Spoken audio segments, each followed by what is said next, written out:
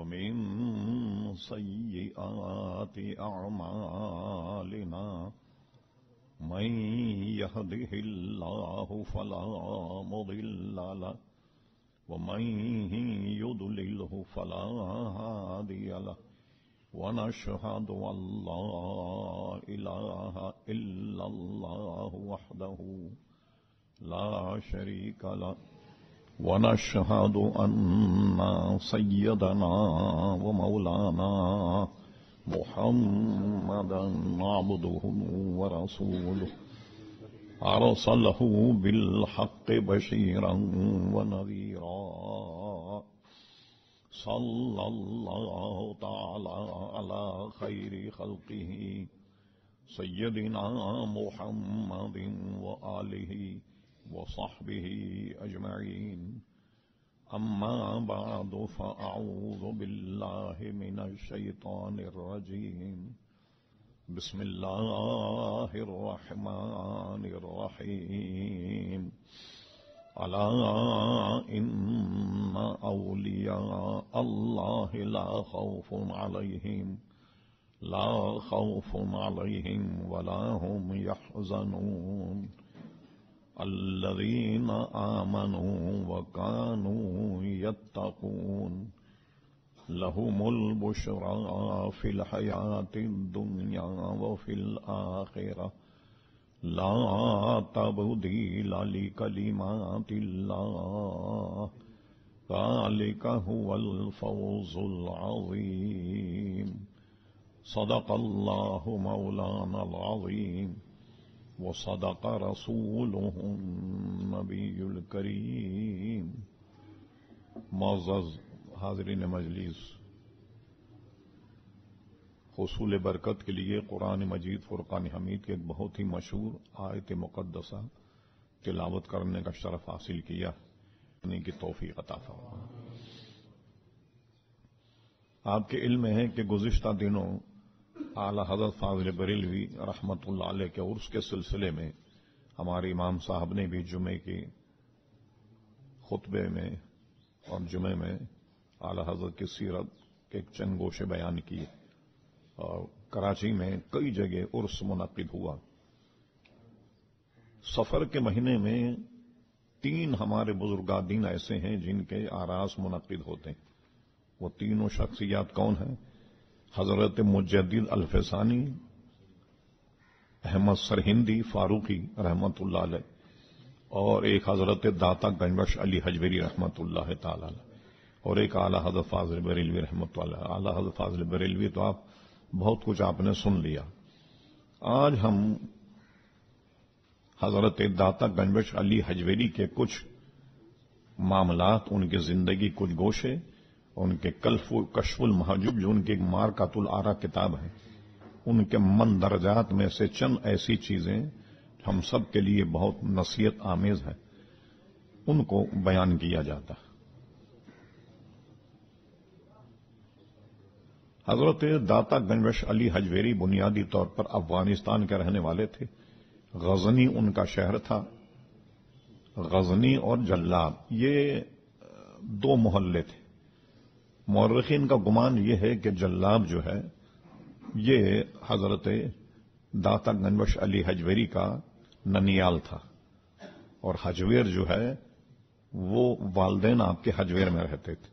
حجویر حجویر دونوں تلفظ سے یہ پڑھا گیا ہے، حجویری بھی کہا جاتا ہے اور حجویری بھی کہا جاتا ہے۔ تو وہاں پیدا ہوئے۔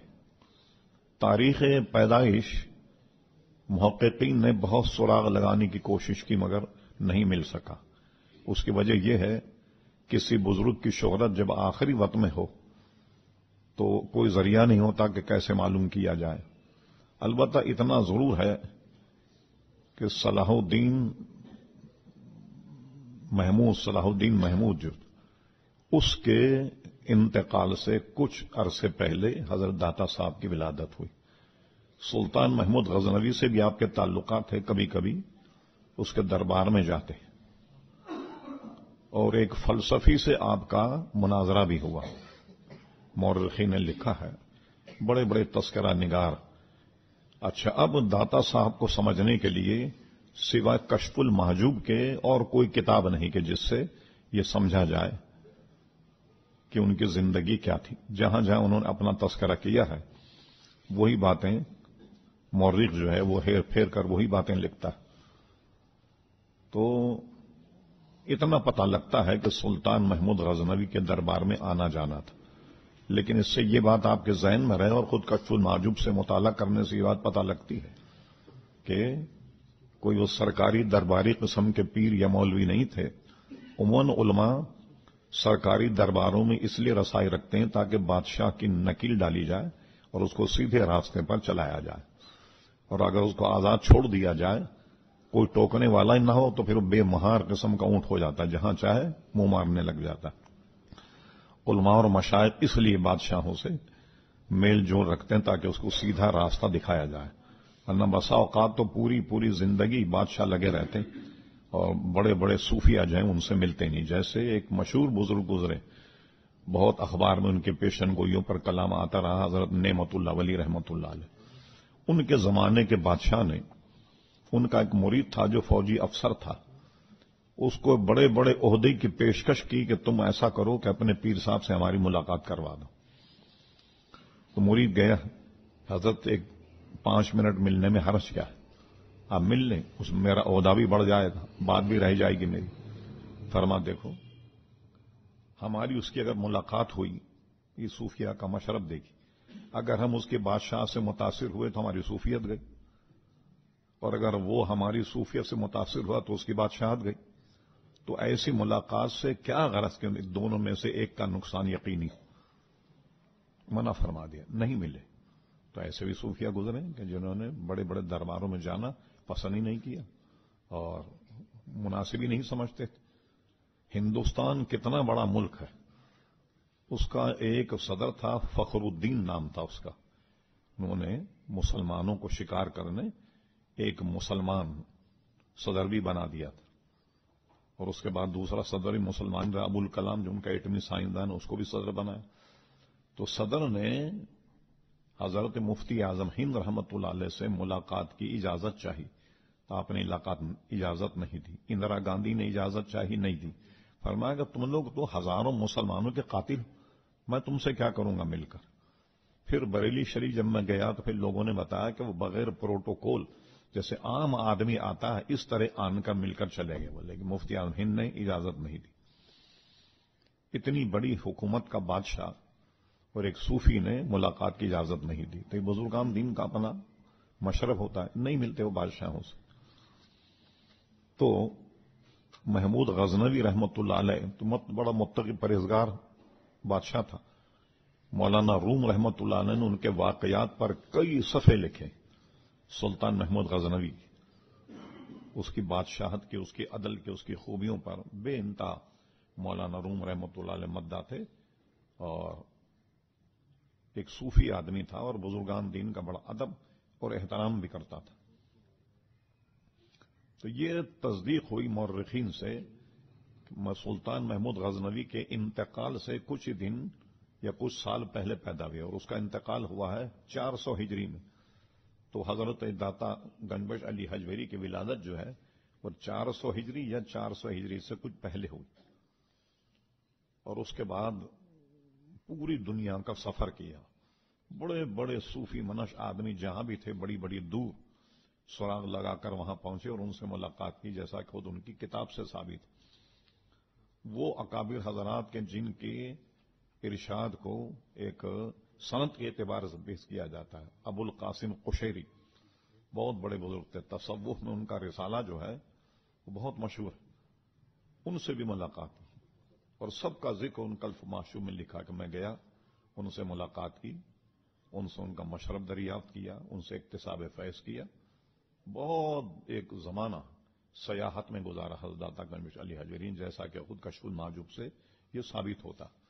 اور پھر اس میں جن جن سے ملے ان کے کچھ نصیحت آموز اقوال بھی انہوں نے نقل کیے، جگہ جگہ قصے ان کے نقل کیے ہیں. ان میں سے ہم آج چند نکات کو لیتے ہیں جو ہمارے مطلب کی ہے اور ہماری زندگی اور دنیا سنوارنے کے لیے بہت کافی. ایک عالم صوفی کا واقعہ لکھا، تو انہوں نے فرمایا کہ میں نے علم حاصل کیا اور علم حاصل کرنے کے بعد میں نے اس میں سے 3-4 باتوں کا اخذ کر لیا، باقی چھوڑ دیا۔ وہ 3-4 باتیں کیا اخذ کی انہوں نے ساری زندگی علم سیکھنے کے بعد؟ یہ توجہ طلب ہے اور اس کو ہمیشہ یاد رکھیں۔ فرماتے ایک بات تو میں نے یہ سیکھ لی کہ ایک میرا طالب ہے اور میں اس کا مطلوب، اور وہ ہے موت، ہمیشہ میرے پیچھے لگی ہوئی ہے۔ جب مجھے یقین ہو گیا کہ یہ موت ہے اور یہ آئے گی، اب اس کے بعد میں موت کا خوف میرے دل سے نکل گیا۔ ایک بات تو میں نے یہ اخذ کی اپنے پورے زندگی بھر کے علم سے، اور دوسری بات میں نے یہ حاصل کی کہ کچھ مجھ پر فرائض ہیں، کچھ مجھ پر واجبات ہیں، اور میں خود ادا کروں گا تب وہ ادا ہوں گے، کسی اور کے کرنے سے نہیں ہوں گے۔ کہ باپ کی نماز چلی گئی تو بیٹا پڑھ لے باپ کی طرف سے، باپ کے روزے چھوٹ جائیں تو بیٹا رکھ لے، ایسا نہیں، وہ مجھے کو کرنے۔ لہذا میں نے کیا کیا، اس کی ادائیگی پر کمر بستہ ہو گیا کہ یہ کام جب مجھے کرنا ہے تو مجھے کو کرنا۔ ایک بات یہ میں نے ان سے علم سے حاصل کی، اور ظاہر ہے، اور ایک بات میں نے یہ حاصل کی کہ میرا رزق لکھا ہوا، اور وہ مجھے جہاں بھی میں ہوں گا وہ مجھے ملے گا۔ اب جب یہ میں نے اطمینان کر لیا علم فضل کو حاصل کر کے کہ میرا رزق لکھا ہوا ہے، میں دنیا میں کہیں بھی ہوں تو وہ مجھے ملے گا، تو میں نے پھر زیادہ کی طرف دوڑنا چھوڑ دیا۔ ہاں کہ جب مجھے ملنا ہی ہے جو میری قسمت کا ہے تو زیادہ دوڑنے سے کیا فائدہ، ملنا اتنا ہی، اس لیے میں نے زیادہ کی دوڑ جو ہے وہ چھوڑ دی۔ اب آپ دیکھیے صوفیہ سے ہٹ کر ہم عام دنیا دار کوشش کرتے ہیں کہ یہ بھی مل جائے، وہ بھی مل جائے، وہ بھی مل جائے، ایک بنگلہ ہو سوچتے ہیں 2 ہو جائے، 1 کروڑ کا بیلنس ہو سوچتے 2 کروڑ ہو جائے۔ اچھا، اب لیکن ملنا وہی جو آپ کی قسمت کا ہے۔ لیکن ہاں، جو قسمت کا ہے وہ بھی کم ملے گا جبکہ آپ کوشش کریں۔ یہ نہیں کہ بغیر کوشش کے آپ بیٹھ جائیں دروازہ لگا کر جو دے گا تو اللہ تعالیٰ چھت پھاڑ کر کے دے گا، ایسا بھی نہیں، کوشش کریں۔ جب کوشش کرو گے تو جتنی قسمت کا ہے وہ تمہیں ملے گا۔ اور مولانا روم اس کو بہت پیارے انداز میں سمجھاتے ہیں، بڑی بڑے دقیق مسئلے کو ایک حکایت اور ایک واقعے میں سمو دیتے ہیں۔ وہ فرماتے ہیں ایک شخص تھا بے روزگار، وہ ایک مرتبہ جنگل گیا تو اس نے دیکھا جنگل میں ایک لومڑی ہے، اس کے چاروں پیر کٹے ہوئے ہیں اور بہت سانڈ ہو رہی، اتنی موٹی تگڑی۔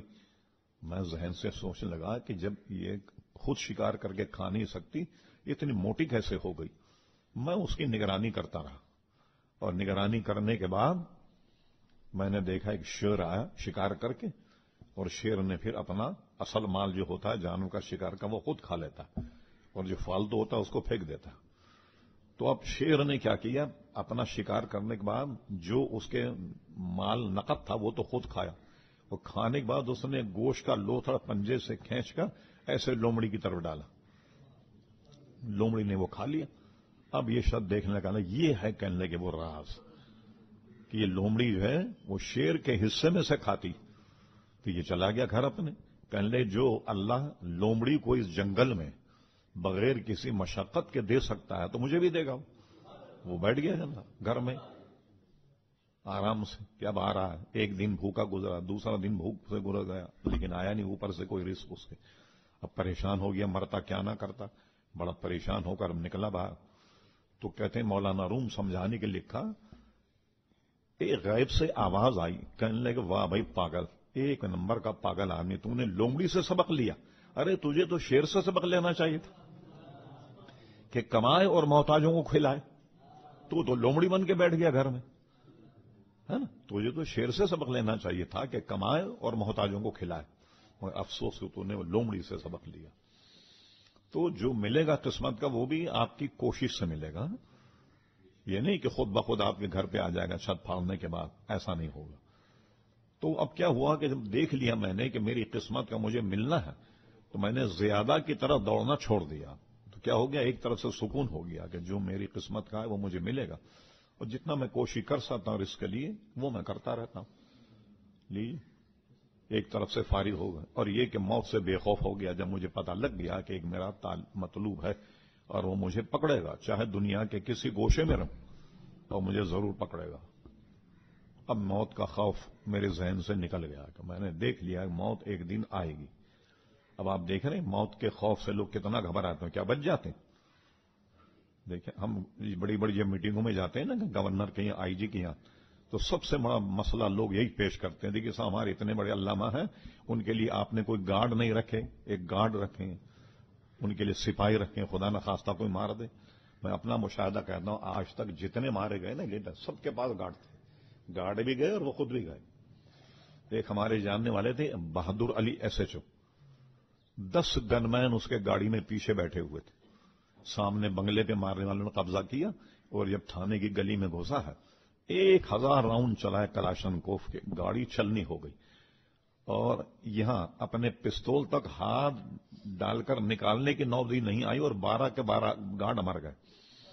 ہاں تو اب میں ان لوگوں سے کہتا ہوں بھائی کوئی ملک الموت پروف گاڑی تلاش کرو، بم پروف تو نکال لیا آپ نے، اور بلٹ پروف بھی گاڑی نکال لیا، اب تو ایسی گاڑی ہو جس میں ملک الموت نہ آئے، ایسی تلاش کرو، وہ تو آئے گی، کتنی آپ نگرانی کر لیں، کتنا ہی کچھ کر لیں، اس کو تو آنا ہے۔ انہوں نے کہا جب میں نے دیکھ لیا کہ موت آئے گی، اب خوف میرا دل سے نکل گیا، وہ تو آنی ہے، چاہے میں کتنی ہی حفاظتی معاملات کر لوں، اور وہ آنی، اور آنی بھی کیسے کہ جہاں سے روح قبض ہونی وہاں ہوگی، کوئی جگہ بھی بدلی نہیں جائے گی، ایک نظام قدرت ہے، جہاں اس کی روح قبض ہونے والی وہ خود بخود ایسے آثار ہوں کہ وہاں پہنچ جائے گا وہ۔ مثلا امام جلال الدین سیوطی رحمۃ اللہ علیہ نے اپنی کتاب شرح الصدور بشرح محال الموت والقبور میں ایک واقعہ نقل کیا کہ ایک شخص حضرت سلیمان علیہ السلام کے برابر میں بیٹھا ہوا تھا، تو حضرت ملک الموت آئے اور اس کو غور سے دیکھا، اس آدمی کو، تو وہ ڈر گیا۔ اس نے حضرت سلیمان علیہ السلام سے کہا حضور آپ ہوا کو حکم فرمائے کہ مجھے اڑا کر کے اور ہند کی سرزمین پر لے جائے۔ ہند کی سرزمین پر ہوا لے گئی، ہوا حضرت سلیمان علیہ السلام کے تابع، جیسے ہندوستان کی سرزمین پر پہنچا اور موت آ گئی۔ پھر بعد میں حضرت سلیمان علیہ السلام سے ملک الموت کی ملاقات ہوئی، تو حضرت سلیمان نے پوچھا وہ جو اس دن میرے برابر آدمی بیٹھا تھا اس کو تم گھور کے کیوں دیکھ رہے تھے؟ انہوں نے کہا میں اس لیے دیکھ رہا تھا کہ میری کتاب میں اس کی روح تو مجھے ہندوستان سے قبض کرنی، اور یہ اب تک آپ کے پاس بیٹھا ہوا۔ خود ہی اس نے کہہ دیا کہ اب ہوا حکم فرمایا کہ مجھے ہند کی سرزمین پر لے جائے، کہنے وہاں جب گیا تو میں نے اس کی روح قبض کر لی، دین وقت اور جگہ تک متعین ہے، ہاں ٹلے گا نہیں، کہنے اس لیے اب موت کا خوف نکل گیا میرے ذہن سے، وہ تو آنی ہے ایک دن۔ یہ انہوں نے کہا یہ 4 باتیں میں نے علم سے اخذ کی، اور ساری بنیادی باتیں علم کی۔ اب آئیے کچھ اور چند باتیں۔ بادشاہ سلامت کہیں سے جا رہے تھے، داتا صاحب نے لکھا تھا کہ فقیر راستے میں بیٹھا ہوا تھا۔ اچھا اب جو بھی کوئی بڑی حیثیت کا آدمی ہو تو اس کو یہ حوث ہوتی ہے کہ لوگ مجھے پہچانیں، مجھے سلام کریں، سلوٹ کریں، بھئی بادشاہ سلامت جا رہے ہیں۔ بادشاہ نے فقیر کو پکڑ کر کے کہا کہ مانگ لے جو مانگنا ہے، میں بادشاہ ہوں، دنیا سنور جائے گی تیری، اس فقیر سے۔ اور واقعی میں وہ فقیر تھا، وہ اس نے کیا جملہ کہا وہ سنیے آپ۔ کہنے لگے میں اپنے غلاموں سے کیا مانگوں گا، اور یہ بھی نہیں کہا کہ اپنے غلاموں سے کیا مانگوں گا، میں اپنے غلاموں سے کیا مانگوں گا۔ اچھا اب بادشاہ حیران ہو گیا، کہنے یہ بھی نہیں کہا کہ اپنے غلاموں سے میں نہیں مانگتا۔ انہوں نے کہا بتائیے ذرا ہم آپ کے غلام کیسے ہو گئے؟ تو پھر فقیر نے کہا کہ سنو میں نے ہرس اور حوث کو اپنا غلام بنا لیا، اور تم اس کے غلام ہو یا نہیں؟ بھئی حوث کا بندہ غلام ہوتا ہے یا نہیں؟ ہرس کتنی ہوتی ہے آدمی، یہ بھی مل جائے یہ بھی مل جائے۔ انہوں نے کہا اس کو میں نے اپنا غلام بنا لیا، ہرس اور حوث کو، اور تم اس کے غلام ہو، اب میں اپنے غلاموں سے کیا مانگوں گا؟ بادشاہ کو بڑی شرمندگی ہوئی، ان کا میں نے واقعی فقیر کو غلط کہا، صحیح نہیں کہنا چاہیے تھا مجھے یہ بات کہ اپنے آپ میں وہ ہو کر کے کہ میں بادشاہ ہوں، مانگ لو کیا مانگنا ہے تمہیں۔ ہاں تو یہ بات اللہ تبارک و تعالیٰ کو پسند نہیں کہ آپ کہیں کہ میں اتنا بڑا آدمی مانگوں بھی کیا مانگنا ہے مجھ سے۔ دیکھیے فقیر نے کیسا جواب دیا اس کو، بادشاہ جو ہے وہ جلا جواب ہو گیا کہ واقعی ہرس حافظ تو ہے ہمارے پاس، اور اس کے غلام تو ہیں، ہم سبھی ہیں ہرس اور حافظ کے غلام۔ انہوں نے کہا میں نے اس کو اپنا غلام بنا لیا، ہرس اور حافظ کو، تو میں اپنے غلاموں سے کیا مانگوں؟ بات ان کی سمجھ میں آ گئی کہ یہ کیا کہنا چاہتا ہے فقیر۔ تو ایسے نکات پر مشتمل ہے کشف المحجوب کہ واقعی آدمی پڑھے۔ اب یہ کشف المحجوب کے متعلق کچھ معلومات۔ ان کے ساتھ ایک ان کے پیر بھائی آئے تھے جن کا نام تھا سید احمد، وہ بھی لاہور آئے۔ انہوں نے اپنے پیر صاحب سے کچھ سوالات کیے تصوف کے، داتا صاحب سے۔ وہ فرماتے ہیں کہ میں نے سوالات پڑھے اور پھر میں استخارہ کرتا رہا کہ میں اس کو جواب دوں یا نہیں دوں۔ استخارہ میں یہ نکلا کہ مجھے اس کے جواب دینا چاہیے، سائل ہے، ضرورت مند ہے، اس کے جوابات دینے چاہیے۔ تو میں نے قلم اٹھایا اور اس کے جوابات لکھنے پر کمر بستہ ہوا، اور میں نے اس کے جوابات لکھے، جس کے نتیجے میں پوری موٹی ضخیم کتاب کشف المحجوب جو ہے یہ معرض وجود میں آئی۔ تو میں نے اس کے جوابات لکھے تو ایک ظاہر ہے کہ پوری کتاب بن گئی۔ اچھا، اور کتاب کو اگر پڑھا جائے تو لگتا ہے کہ بالکل شاید وہ آج کل کا ہی کوئی دور تھا جس میں حضرت داتا صاحب نے کہا جس میں جاہل صوفیوں نے قبضہ کیا ہوا تھا خانقاہوں پر، اور تصوف اور طریقت کے نام پہ لوگوں کو دھوکہ دیتے تھے۔ تو ان کی کتاب سے پتہ لگتا ہے کہ داتا صاحب رحمۃ اللہ علیہ نے جاہل صوفیوں کے اور نقلی پیروں کے خلاف بڑا زبردست لکھا۔ فرمایا کہ یہ نقلی پیر ہوتے ہیں جن کو بیچاروں کو پتہ ہی نہیں ہوتا۔ میں نے کتاب اس لیے لکھی تاکہ لوگ یہ نہ سمجھے کہ تصوف اسی کا نام ہے جو ہم اپنی آنکھوں سے دیکھ رہے ہیں۔ تو انہوں نے بتایا کہ میں اب یہ بتانا چاہتا ہوں تصوف طریقت کس کا نام ہے۔ اس پر انہوں نے کتاب لکھی تو بیزار تھے جاہل صوفیوں سے داتا صاحب، اور پھر بذات خود بہت بڑے عالم تھے داتا صاحب رحمۃ اللہ علیہ۔ کشف المحجوب پڑھنے سے پتہ لگتا ہے کہ وہ حدیث فقہ کے بہت بڑے ماہر تھے، جہاں جگہ جگہ انہوں نے قرآن مجید، احادیث مقدسہ کے حوالے دیے، صوفیہ کے حوالے دیے۔ حضرت داتا گنج علی حجویری جب لاہور آئے، یہ مذہباً حنفی تھے۔ اچھا، مشرباً صوفیوں کا اپنا ایک مشرب ہوتا ہے، اس کو بھی مذہب کہتے ہیں۔ تو ان کے پیر و مرشد جو تھے وہ حضرت جنید بغدادی کے مذہب پر تھے۔ وہ فرمان تصوف میرا مسلک جو ہے وہ جنیدی ہے۔ تو تصوف میں بھی وہ جس اپنے بڑے پیر کے نقش قدم پر چلے تو اس کو بھی تصوف میں مذہب کہتے ہیں۔ کہا میں حضرت جنید بغدادی کے مذہب پر ہوں، اس لیے کہ میرے جو پیر ہیں وہ بھی حضرت جنید بغدادی کے مشرب میں تھے۔ اب حضرت داتا گنج علی حجویری رحمۃ اللہ علیہ حضرت صرف چند 6 یا 7 واسطوں سے حضرت امام حسن رضی اللہ تعالیٰ عنہ کی اولاد، حضرت امام حسن کے ایک صاحبزادے تھے حضرت زید بن علی، حضرت داتا گنج علی حجویری ان کی اولاد سے تھے، یوں سید تھے۔ اور تصوف میں بہت ہی چند واسطوں سے آپ کا سلسلہ جو ہے وہ حضرت جنید بغدادی تک پہنچ جاتا ہے۔ آپ کو سن کے تعجب ہوگا کہ اعلی حضرت فاضل بریلوی کا جو سلسلہ تصوف ہے آخری میں جا کر کے داتا صاحب کا شجرہ وہیں مل جاتا۔ مثلا داتا صاحب کے پیر و مرشد نام تھا حضرت ابو الفضل، ان کے پیر و مرشد کا نام تھا حضرت ابو الحسن محمد، اور وہ مرید تھے حضرت شیخ شبلی رحمۃ اللہ علیہ، اور شیخ شبلی جو ہیں وہ مرید تھے حضرت جنید بغدادی رحمۃ اللہ علیہ، اور حضرت جنید بغدادی حضرت سری سقطی رحمۃ اللہ علیہ کے مرید تھے، اور حضرت سری سقطی رحمۃ اللہ علیہ حضرت معروف کرخی رحمۃ اللہ علیہ کے مرید۔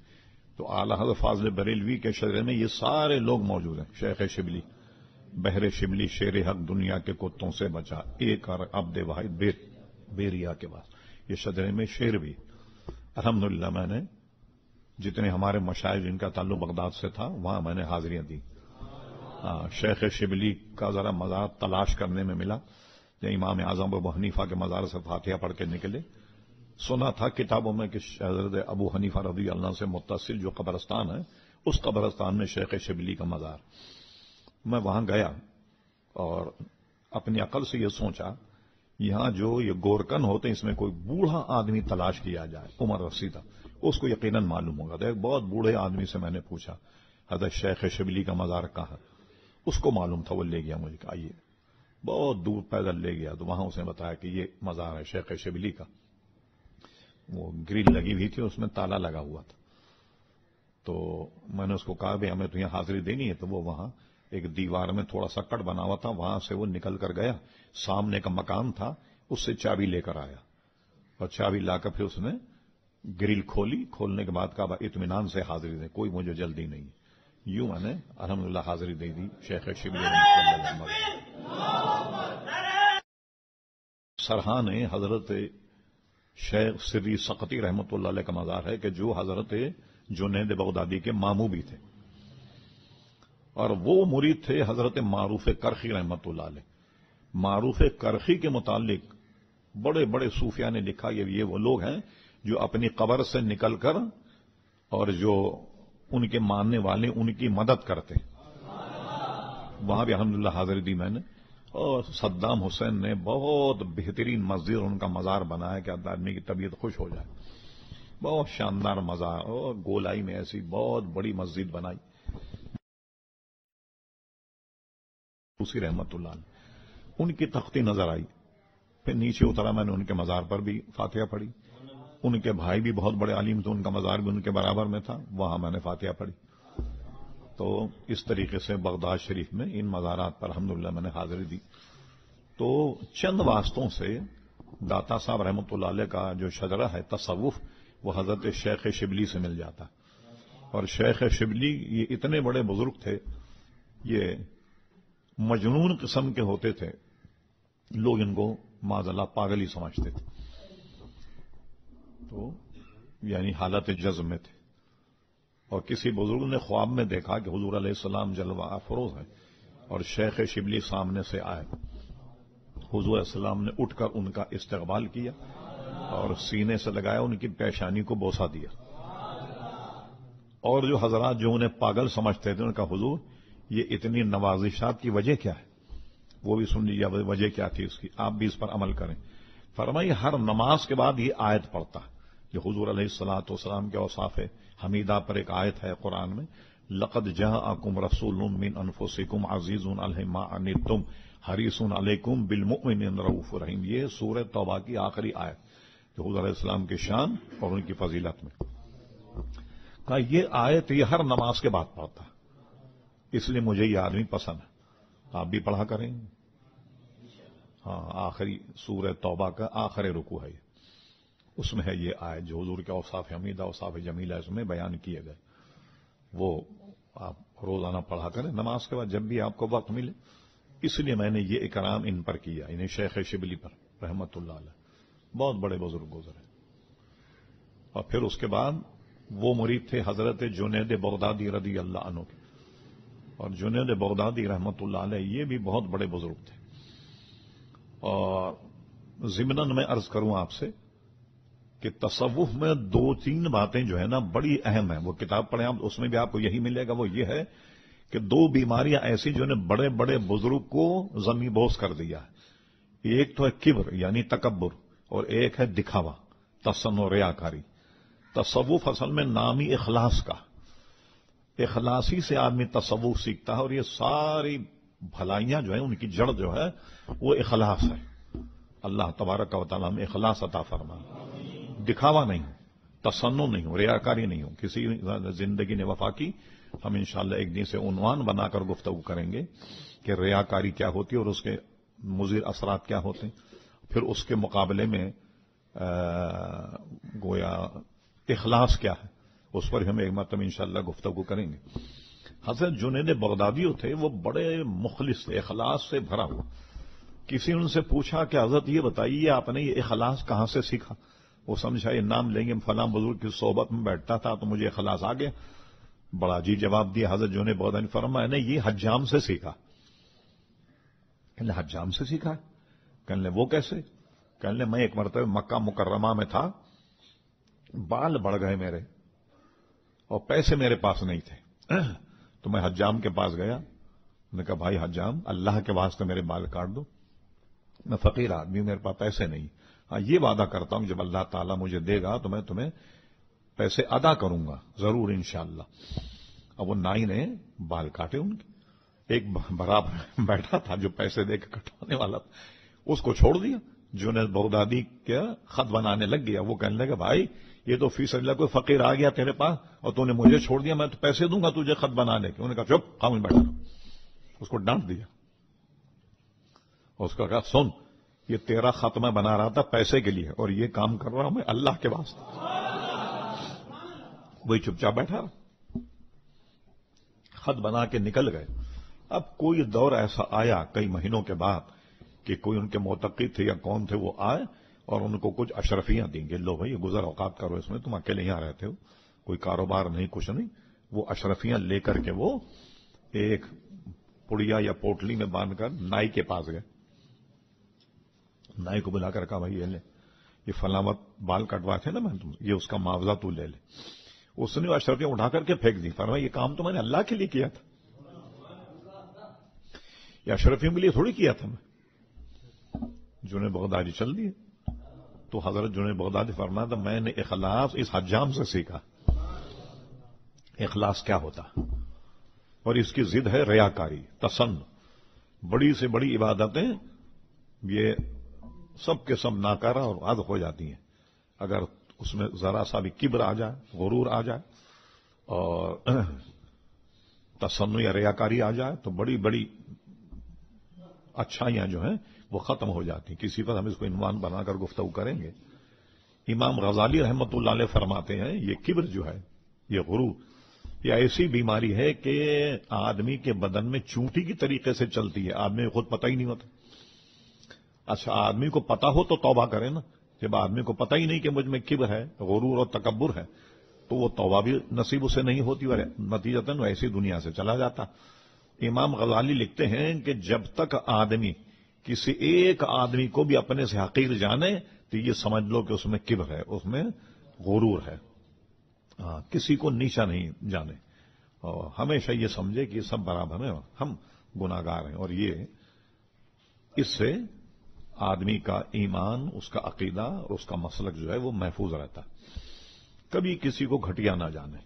اس کو انشاءاللہ ہم اس وقت بیان کریں گے جس وقت کے اس پر گفتگو ہم کریں گے انشاءاللہ تبارک و تعالی۔ تو کہنے میں نے اخلاص جو ہے وہ حجام سے سیکھا، تو میں نے کہا کہ تصوف کی روح جو ہے وہ یہ ہے اخلاص، اگر اس میں دکھاوا ریاکاری آ جائے وہ سب کچھ کافر ہو جاتا۔ اور اس کی ایک دو مثالیں میں دیتا ہوں، تقریر تو میں کسی اور وقت میں کروں گا جب اس پر گفتگو کروں۔ حضرت فاروق اعظم رضی اللہ عنہ ایک شخص کو دیکھا ایسے گردن جھکائے ہوئے اللہ اللہ میں لگا ہوا، جیسے نہیں کہ دور سے آدمی دیکھ کہیے بہت اللہ والا آدمی گردن جھکا کر بیٹھا ہوا، لگتا بس اللہ سے لو لگائے ہوئے۔ اب فاروق اعظم بڑے نباس اس کے پاس گئے، جا کر اسے ایسے دھکا دیا، فرمایا گردن سیدھی کر۔ اب جب فاروق اعظم کو دیکھا تو گردن تو سیدھی ہونی تھی، تو فرمایا اخلاص جس کا نام ہے اس کا تعلق دل سے، گردن سے نہیں۔ اور ایک اور شخص کو دیکھا کہ وہ بڑا طویل سجدے میں تھا مسجد نبوی میں، حضرت فاروق اعظم گئے اور فرمایا کیا اچھا ہوتا کہ یہ کام تو گھر میں جا کر کے کرتا، یہاں تو دنیا دیکھ رہی۔ اور سفیان ثوری کا ایک قول حضرت امام غزالی نقل کیا، وہ فرماتے ہیں بڑا عجیب ہے، ہم جس زمانے میں تھے اس زمانے میں لوگ نیکی کا کام کرتے تھے اور اس میں دکھاوا کرتے تھے، آج ہم نے وہ زمانہ دیکھا جن میں سرے سے نیکی نہیں، خالی دکھاوا ہی دکھاوا، یعنی یہ کہ ایک آدمی بے نمازی ہے اور آپ کے سامنے کہہ رہا ہے بھائی آج کل سردی ہے، بڑی دقت ہوتی فجر کی نماز پڑھنے میں، حالانکہ نماز ہی نہیں۔ کہتے ہیں یہ دور وہ ہے کہ جس میں نیکی نہیں کر رہا آدمی، خالی دکھاوے پہ گزارا۔ ہمارے وقت میں تو آدمی نیکی کرتا تھا اور اس میں دکھاوا تھا، اب تو خالی شہرت ہی شہرت، سرے سے کوئی عبادت ہی نہیں۔ تو یہ بڑے صوفیہ کرام کے ایسے مسائل ہیں کہ جس کو پڑھا جائے اور اس پر عمل کیا جائے۔ اور یہ بھی یاد رکھیے آپ، آج کل جو بولی جا رہی لوگوں کو گمراہ کر رہے ہیں، ارے بھئی آپ یہ حنفی کیا کہتے ہیں، سیدھے کہو محمدی، اس کے بھی لوگ آج کل دشمن ہو گئے، یعنی ہر جگہ کہیں صاحب یہ دیکھیے آپ حنفی اپنے آپ کو کہتے ہو، یہ امام اعظم ابو حنیفہ رضی اللہ عنہ کا احسان ہے، قرآن و حدیث سے شبلی ایک آزاد مورخ ہے، سنی بھی نہیں تھا وہ کہتا ہے کہ امام اعظم ابو حنیفہ نے دیکھ لیا کہ اب یہ سلطنت اسلامیہ جو ہے یہ اتنی بڑھے گی کہ پوری دنیا پر اس کا سکہ ہوگا، جیسے عباسی سلطنت، روس، سمرقند، تاشقند، یہ سب اس کی حکومت میں تھے، بغداد، ایران، افغانستان، کہاں تک تھی حکومت، ملتان تک حکومت تھی عباسی سلطنت کی۔ تو یہ مسئلہ بھی پیدا ہو سکتا ہے، یہ مسئلہ بھی پیدا ہو سکتا ہے، اگر ایسا ہو اس کے لیے کیا قانون ہونا چاہیے؟ تو شبلی کہتا ہے 11 لاکھ مسائل امام اعظم ابو حنیفہ نے املا کروائے، وہ جو تھی 40 حضرات کی ٹیم تھی جو مسائل کا استنباط کرتی، تو 11 لاکھ مسائل استنباط کروا امام اعظم ابو حنیفہ نے، اور بڑے عمدہ القاب سے داتا صاحب امام اعظم کو یاد کرتے، اور بلکہ ایک جگہ فرمایا کہ میں حنفی ہوں۔ ایک واقعہ وہ بیان کرتے ہیں، وہ بھی دیکھیے کتنا پیارا واقعہ۔ میں کچھ تصوف کی گتھی میں الجھ گیا، اب میں نے کیا کیا، بس بزرگوں کے مزارات پر سیاحت کرتا رہا، تو حضرت بلال کے مزار پر گیا اور وہاں میں سو گیا رات میں۔ میں نے خواب میں دیکھا کہ حضور علیہ السلام ایک دروازے تشریف لا رہے ہیں اور ان کے ہاتھ میں ایک بوڑھا آدمی ہے جو اسے حضور سینے سے لگائے ہوئے۔ میں حیران ہو گیا کہ کون خوش قسمت ہوگا یہ، جو حضور نے اپنے ہاتھ میں اٹھایا ہوا۔ میں آگے بڑھا، قدم بوسی کی، میں نے پوچھا حضور یہ بزرگ کون ہے؟ فرمایا تم اسے نہیں جانتے؟ کہا حضور نہیں۔ فرمایا یہ تمہارے امام ابو حنیفہ ہیں۔ اب اس خواب کا ترجمہ جو داتا صاحب نے کیا وہ دیکھی کیا ہے۔ فرمایا اگر امام اعظم کو حضور انگلی پکڑ کر کے چلاتے، اگر میں خواب میں یہ دیکھتا تو اس میں خطرہ تھا کہ بچہ کہیں ٹھوکر کھا کے گر نہ جائے، یا ان کے نقش قدم پر چلتے تو خطرہ ہوتا کہ کہیں ٹھوکر کھا گر نہ جائے، اور امام اعظم کو حضور اپنی گود میں لیے ہوئے۔ تو میں نے اس کا ترجمہ یہ کیا، خواب کی تعبیر یہ نکالی، امام ابو حنیفہ کا مذہب اتنا سچا ہے، یہ خود نہیں چل رہے بلکہ سرکار نبی کریم علیہ السلام ہی نے چلا رہا ہے۔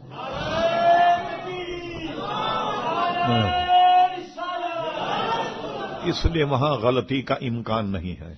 اس لیے امام اعظم کے ماننے والے کہتے ہیں کبھی یہ مت کہو یہ امام اعظم کا قول ہے، وہ امام اعظم کا قول نہیں، وہ تو یا تو کسی قرآنی آیت کا ترجمہ ہوگا یا کسی حدیث کا ترجمہ ہوگا، امام اعظم کا قول نہیں، وہ حدیث سے اخذ کرتے۔ یہ بھی ایک بہت بڑا عنوان ہے، کبھی انشاءاللہ عمر نے وفا کی تو ہم اس پر بھی گفتگو کریں گے۔ ایک اور جگہ فرماتے ہیں کہ حضور صلی اللہ علیہ وسلم سے میری ملاقات ہوئی خواب میں نے حضور علیہ السلام سوال کیا یا رسول اللہ صلی اللہ علیہ وسلم آپ سے اگر ملنا ہو تو مجھے کیا کیا جائے؟ حضور فرمایا بیت اللہ شریف آؤ، وہاں ہماری ملاقات ہو جائے، یا مدینہ شریف آؤ، وہاں ہماری ملاقات ہو جائے۔ حضور نے فرمایا مجھے اگر دیکھنا چاہتے ہو ابو حنیفہ کے علم میں تلاش کرو، وہاں میں تمہیں ملوں گا۔ کتنا مقامی میں ابو حنیفہ رضی اللہ تعالیٰ عنہ کا، تو وہ بے درے فرماتا میں حنفی ہوں، حنفی المذہب۔ کتنے بڑے بڑے علماء ہیں، دیکھیے سب حنفی گزرے ہیں، یہ تو اس کا مطلب ہے کہ حنفی مذہب میں کوئی خوبی ہے ایسی جو لوگ ٹال مٹول کرتے ہیں، نہیں ہم تو محمد ہی کہلائیں گے، حنفی نہیں کہلائیں گے۔ اچھا کہلاؤ محمد، ہمارے ابا کا کیا جا رہا ہے؟ لیکن امام اعظم کے بغیر یا کسی بھی علماء امت کا پورا فیصلہ کہ آدمی کو کسی نہ کسی امام کا مقلد ہونا چاہیے تاکہ نکیل پڑی رہے اور وہ سارے معاملات جو ہیں اپنے امام کے تابع ہو کر کے کرے، اور اگر بے نکیل ہو جائے کبھی ادھر بھاگے کبھی ادھر بھاگے ادھر بھاگے گا۔ اور ایک امام کی تقلید واجب ہے، علماء فرماتے ہیں، چاہے وہ شافعی ہو چاہے حنفی ہو، ایک امام کی تقلید واجب ہے، ورنہ آدمی گمراہ ہو جائے گا۔ اگر اس نے کسی امام کو چھوڑا تو گمراہ ہو جائے گا۔ اور یہ بھی جائز نہیں کہ حنفی ہو تو دیکھے کہ سہولت جو ہے وہ شافعی میں مل رہی ہے تو شافعی جو ہے مذہب میں وہ اپنا لے مذہب، وہ بھی صحیح نہیں کہ بھئی یہ بھی تو حق ہے نا۔ ہاں، اس کے بھی تقاضے شرعی جو فتاوی رضویہ میں اعلیٰ حضرت نے پورے اس کے قواعد لکھے، کسی دوسرے مذہب کو کب اختیار کیا جائے اس کے بھی ضابطے ہیں۔ ایسا نہیں کہ یہ آپ کی سمجھ میں یہ نہیں آ رہا تو آپ دیکھیں چلو بھائی اس میں گزارا نہیں ہے، چلے امام شافعی کا مذہب اختیار کر لو کہ اس میں جو ہے وہ ان کی طرف سے یہ جائز ہے تو وہ کرنے لگ جائے، ایسا نہیں، ورنہ آدمی ہوا کا بندہ بن جائے گا، جہاں سہولت ہوگی پھر وہاں چلا جائے گا، ایک قانون سے بھی بندہ نہیں رہے گا۔ تو ہم جو بھی بات ہے وہ امام اعظم ابو حنیفہ کی کسوٹی پر پرکھتے ہیں، وہ پورا ہے تو صحیح ہے۔ اور دوسروں کا کیس ایسا ہے جیسے آدمی کے پیٹ میں درد ہو تو وہ یہ سمجھے کہ بھئی دوائیوں پر تو سب پر لکھا ہوتا کہ یہ دوا پیٹ کے درد کی، جائیں میڈیکل اسٹور سے کہیں بھئی آپ پیٹ کے درد کی دوا دیں دیں، وہ دے دی اس نے دوا لی تو وہ پی رہے ہیں۔ آپ مجھے بتائیے کہ وہ زیادہ عقل مند ہے یا وہ زیادہ عقل مند ہے جو پیٹ میں درد ہو تو کسی ڈاکٹر کے پاس جائے، اس سے کہ جی آپ نسخہ تجویز کریں کہ مجھے کیا کرنا چاہیے، تو ڈاکٹر جو ہے وہ نشیب و فراز کو جانتا ہے اور اس کو جانتا ہے کہ یہ اگر دوا اس نے پی لی سے ری ایکشن ہو جائے گا وغیرہ وغیرہ، تو ہم ایسے لوگ ہیں جو امام اعظم ابو حنیفہ کے بیمار ہیں، ان طبیب کے کہنے پر ہم پھر علاج کرتے ہیں، اور یہ ڈائریکٹ میڈیکل اسٹور سے دوا لے لیتے ہیں کہ ہم ڈائریکٹ قرآن اور حدیث سے سمجھ لیں گے مسئلہ. تو یہ سخت غلطی ہے، اس میں آدمی ہوا کا بندہ بن جائے گا. اور کیا آدمی حدیث سے مسائل نکال سکتا؟ بلکہ ہمارے اکابر علماء نے یہ بھی فرمایا کہ ڈائریکٹ حدیث کا مطالعہ بھی نہیں کرے عوام، ورنہ وہ شبہ میں پڑ جائے گا.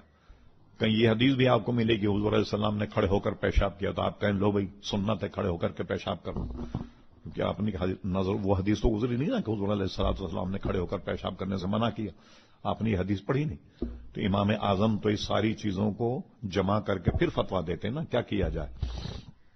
اپنی عقل سے آپ کریں گے اس میں یقیناً دھوکہ اور ٹھوکر کھائیں گے آپ. اور اتنا بھی نہیں کہ کبھی اپنے امام کے مذہب پہ کر لیا، کبھی کسی کے امام کے مذہب پر عمل کر لیا، یہ بھی نہیں. پھر تو آدمی یہ بھی ہوا کا بندہ بن جائے گا، پھر اپنی مرضی کے مطابق مسائل تلاش کرے گا. ایک امام کی پابندی ہونی چاہیے. تو حضرت داتا گنج علی حجویری یہ امام اعظم ابو حنیفہ کے مقلد، جتنے علماء مشائخ آپ دیکھیں مقلد تھے.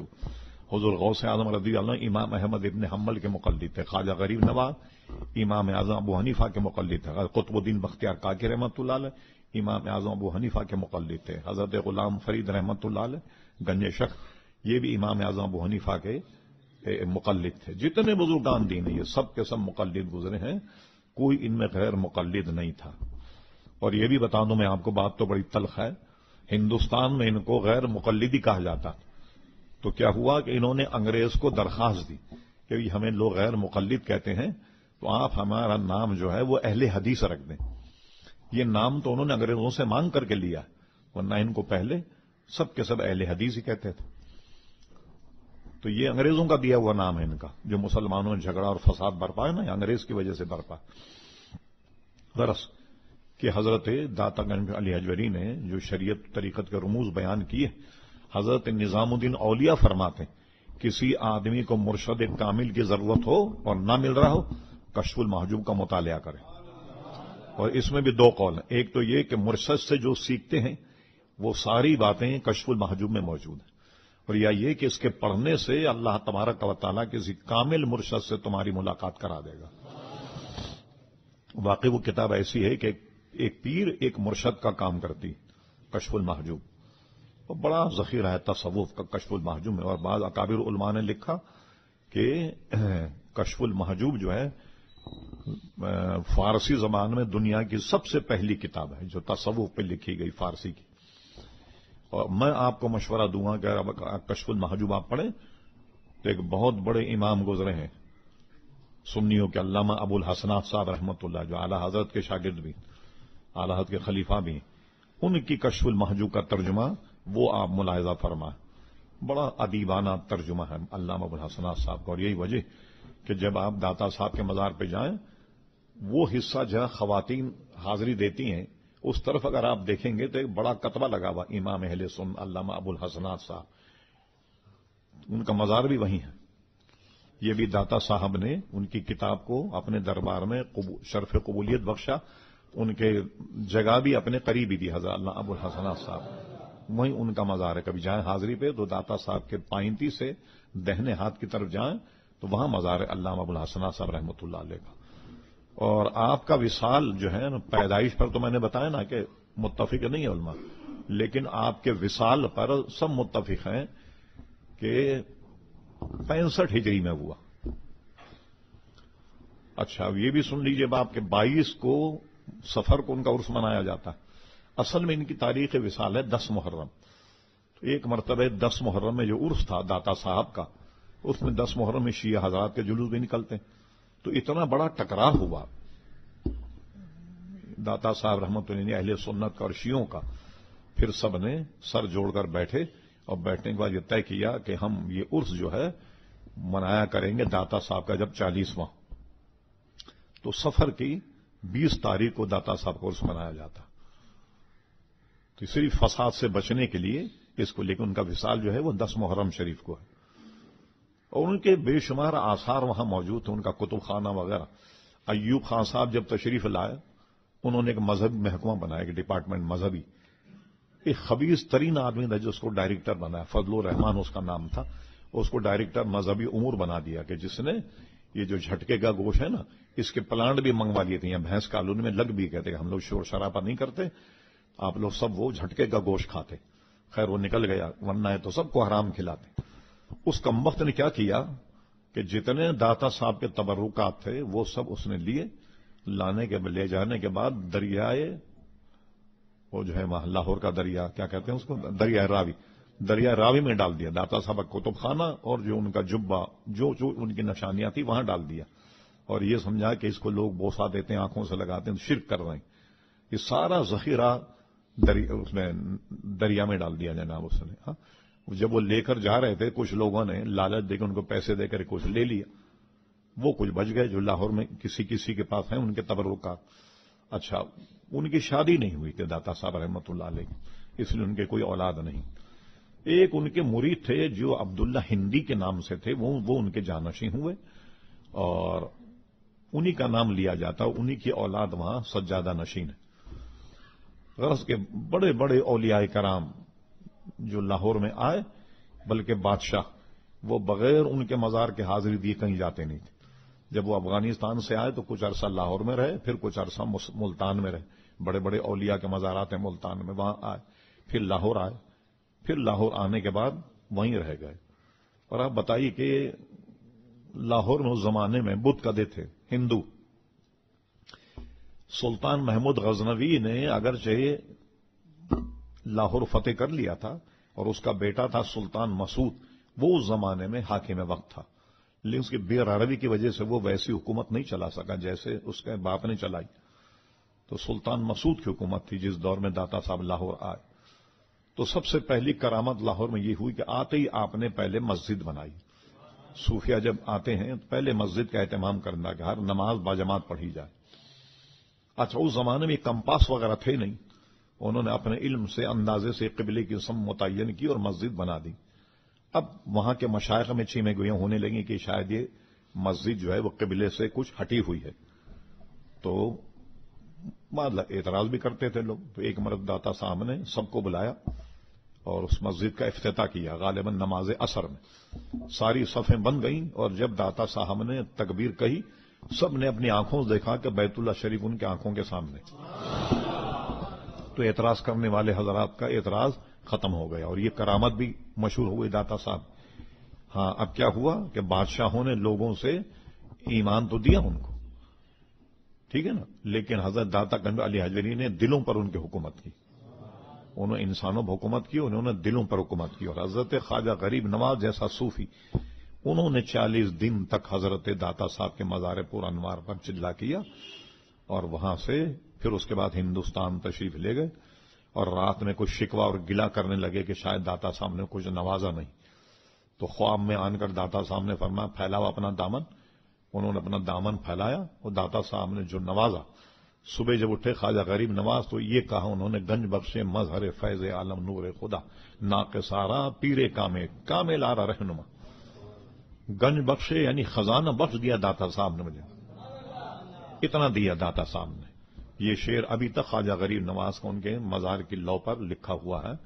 بڑے بڑے صوفیہ آئے, جہانگیر, عالمگیر, اورنگزیب, ایسے ایسے صوفیہ آئے اور ان کے مزارات پر آتے رہے فاتحہ پڑھتے. اب آپ دیکھیے کہ ایک فقیر منش آدمی کا مزار ہے داتا گنج علی حجویری, اور اس کے قریب ہی جہانگیر کا مقبرہ ہے.